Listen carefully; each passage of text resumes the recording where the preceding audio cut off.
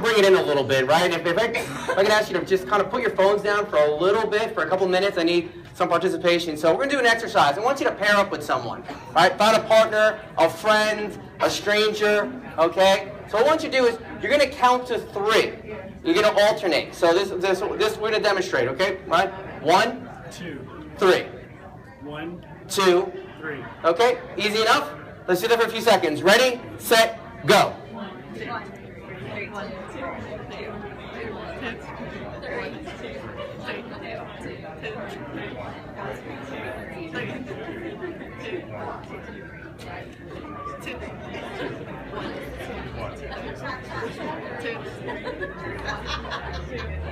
Okay, not bad, not bad, okay.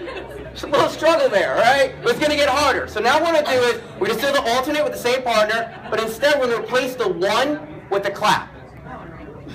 2, 3, 2, 3, 3, 2, 3. all right, go.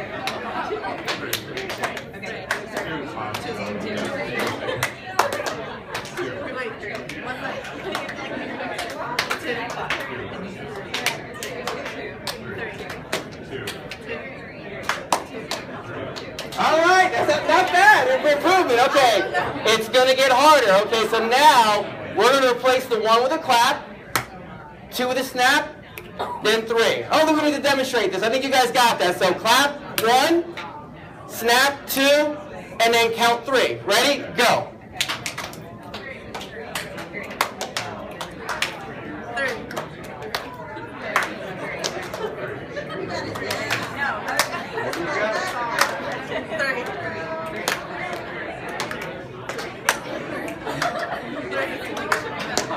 Okay, let's take it up a notch. All right, so let's do, okay, so clap with a 1, snap with a 2, and then 3, slap your thigh.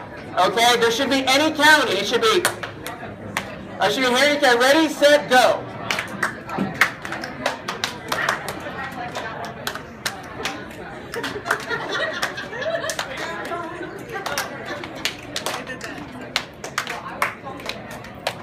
A little faster.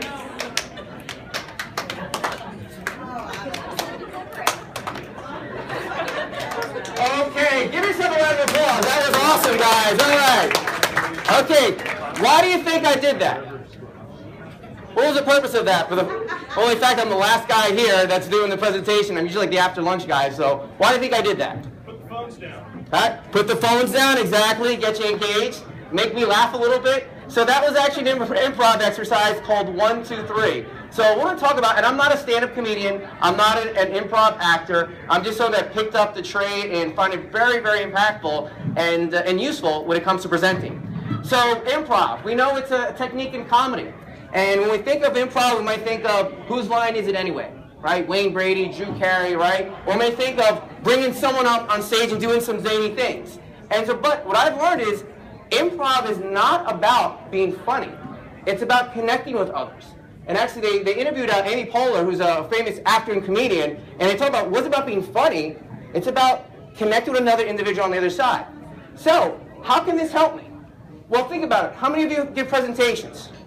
We all do, right? So, what are some of the pitfalls? Well, sometimes we practice so much, we sound scripted, right? That happens all the time. Or, because we're so scripted, we can't adapt. So we can't deal with the curveballs. Someone might throw us a question that we can't answer, or we might have misunderstood because we saw caught on a script. Or worse, they're just not engaged. They just don't care. And that's the worst of being scripted or not even being able to handle a curveball, being bored. So how can it help? How can improv help us in presenting? Well, one, it really has creativity, right? It gets us connection. When you guys do that 1, 2, 3, I saw some of you going like this. You're connecting, you're ebbing and flowing, and that's what presentation is all about. Whether it's a group like this, 30 people, or maybe a handful of people, getting that creativity. Also, improv sparks confidence, right? So it kind of loosens you up. So I did a little improv outside me doing saw me to try to get myself pumped up about this. So get myself confident to get on the stage. Also allows you to think on your feet, to adapt. And when you do all these things, be creative, be confident, be able to think on your feet, You engage your audience in a different way. So I do want to give an example of what is another improv exercise someone taught me. One is fairy tales. So I work with a lot of salespeople, marketing professionals, even business executives, analysts, and so I help them work with their presentations and how they present in front of others. So I do this exercise called fairy tale. I break the groups into 6 to 8 people, and I have them work with each other for 10 minutes and pick a fairy tale they have to act out. And they only have 2 minutes to act it out. So imagine I put you guys in groups of 6 to 8 and you pick any type of fairy tale. It could be Cinderella and the Seven Dwarfs, Snow White, I should say, Snow White and the Seven Dwarfs, Cinderella, it could be 3 Little Pigs. Now, we put them in front of a group, and it's very entertaining. Everyone kind of breaks out of their regular norm. Now, here's a little tweak to it. We have them present, and then in a bowl, we have characters.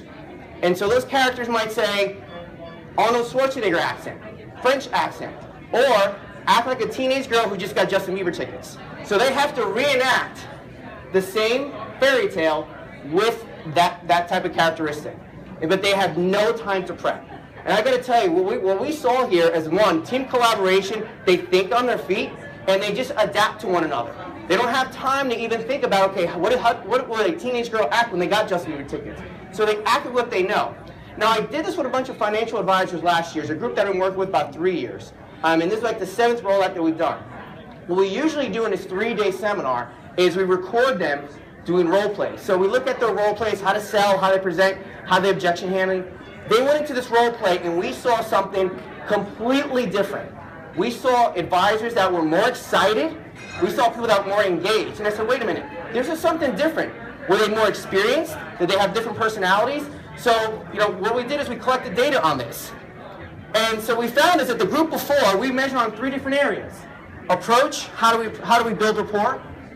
How we present our solution, and also verbal and nonverbal. Are we mirroring that other person? Are we smiling? Are we using our hands? Do we change our tones a little bit?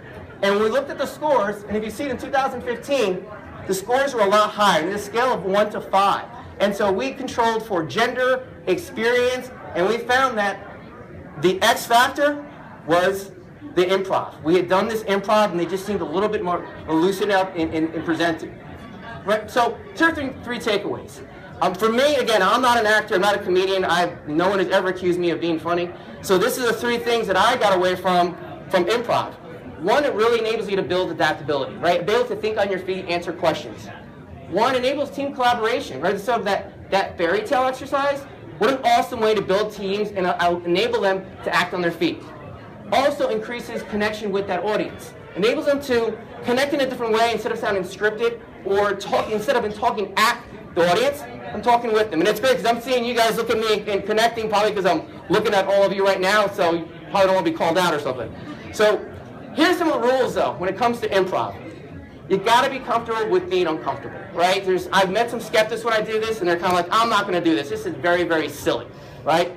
We also want, when you're working in groups, want to make sure you make it about them. You want to make a contribution, and we want to make others look good. And that's when you take the ego out of it and say, you know what?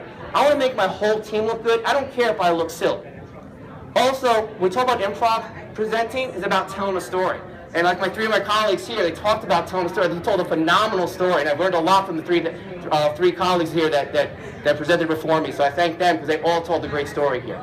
So that concludes my presentation. I wish you all the best. I want to give props to 2 of my colleagues, Melissa Bauer, who is an improv comedian professional in Rhode Island, and also Dr. Stephanie Boyle, who is actually director of a sales program at Bryant University in Rhode Island. They actually introduced this skeptic into improv, and I've made it part of my process, and hopefully make it part of yours.